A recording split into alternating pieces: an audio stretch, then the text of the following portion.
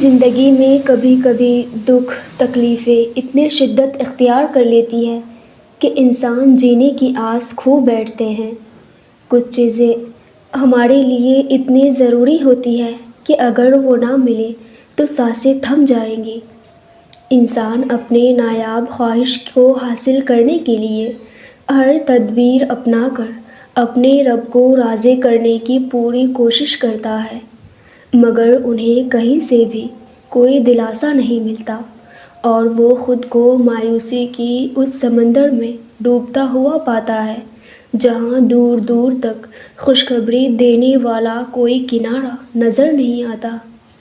قرآن کی ایک خوبصورت آیت ہم سے مخاطب ہے کہ تم اپنے ہر معاملے میں اپنے رب کو مددگار بناؤ، اور جن لوگوں نے اللہ کو چھوڑ کر دوسروں کو اپنا مددگار بنایا اس کی مثال اس مکڑی جیسی ہے جو سب گھروں سے زیادہ کمزور گھر بناتی ہے۔ جب تک تم اپنے رب پر ایمان نہیں لاؤ گے اور اپنے دل سے اس کا اعتراف نہیں کرو گے کہ میرا کارساز صرف میرا اللہ ہے جو زمین و آسمان کے تمام خزانوں کا مالک، تب تک تمہارے دل کو سکون نہیں مل سکتا۔ میرے رب فرماتی ہیں کہ اے محمد صلی اللہ علیہ وسلم، ان سے کہو کہ اگر میرے رب کی رحمت کے خزانے تمہارے قبضے میں ہوتے تو تم ختم ہو جانے کے اندیشے سے کبھی اس کو استعمال ہی نہ کرتے۔ بے شک بندے کی ساری عنایتیں میرے رب کے قبضۂ قدرت میں ہیں، وہ جسے چاہتا ہے بھٹکا دیتا ہے اور جسے چاہتا ہے سیدھے راستے پر لگا دیتا ہے۔ میرے رب کی ہر عطائیں صبر کا تقاضا کرتی ہے۔ جب تم صبر ہی نہیں کرو گے اور دل میں اپنی منچاہی چیز کو پانے کی تڑپ پیدا ہی نہیں کرو گے تو وہ کیسے کھولے گا وہ دروازہ جس کا تم منتظر ہو؟ اگر تم تڑپ کر گر گرا کر اس سے کچھ مانگ رہے ہو تو تم بس صبر کے ساتھ اس کے کن کہنے کے انتظار میں رہو۔ بے شک اس سے مانگنے والا کبھی رسوا نہیں ہوتا، اور وہ رب خود فرماتا ہے کہ مجھے شرم آتی ہے کہ میرا بندہ مجھ سے کچھ مانگے اور میں انہیں خالی ہاتھ لوٹاؤں۔ یقین رکھو اگر اللہ نے کچھ دروازے تمہارے لیے بند کیے ہیں تو اس میں تمہارا ہی بہتری ہے، اور جب تمہارے نایاب خواہش کا صحیح وقت آ پہنچے گا تو وہ ان دروازوں کو خود کھول دے گا اور ساری مصلحتیں تم پر عیاں کر دے گا۔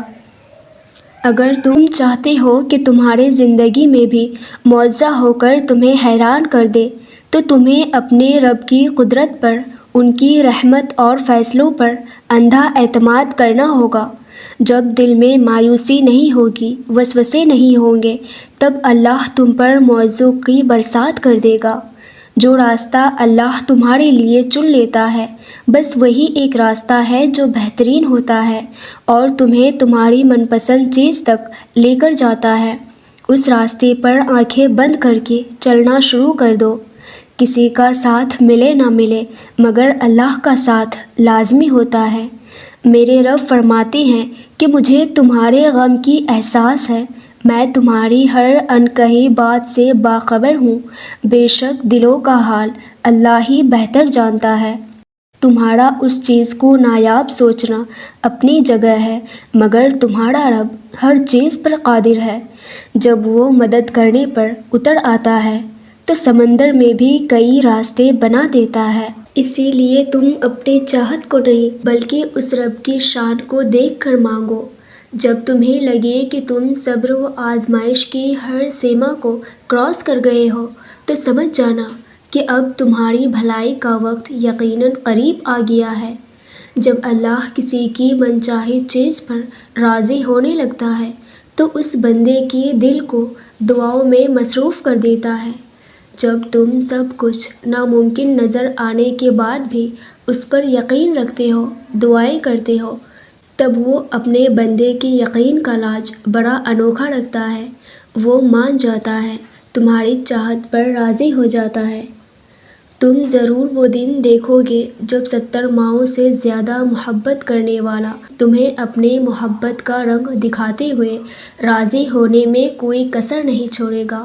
یہ صبر تمہارے لیے بہت بڑی خوشی اور معجزہ لانے والا ہے۔